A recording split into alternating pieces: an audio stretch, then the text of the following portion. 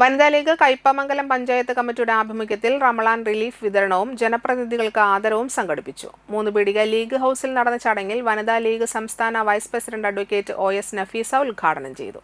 Panchayat committee president Ashitha Sajudheen അധ്യക്ഷത വഹിച്ചു. Youth league ജില്ലാ ട്രഷറർ KK സക്കരിയ മുഖ്യാതിഥിയായി.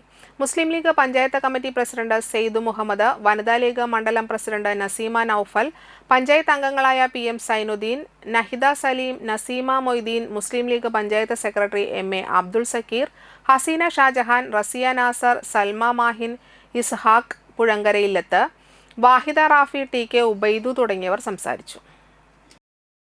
എല്ലാ കാര്യങ്ങളും നേടിയെടുക്കേണ്ടുന്ന ഒരവസ്ഥയിലേക്കാണ് വന്നുകൊണ്ടിരിക്കുന്നത് അല്ലേ.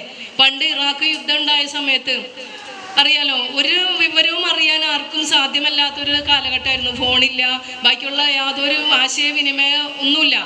മാസങ്ങളോളം കഴിഞ്ഞിട്ടാണ് ജീവിച്ചിരിപ്പുണ്ടോ മരിച്ചോ എന്നൊക്കെ അറിയുന്നത് തന്നെ.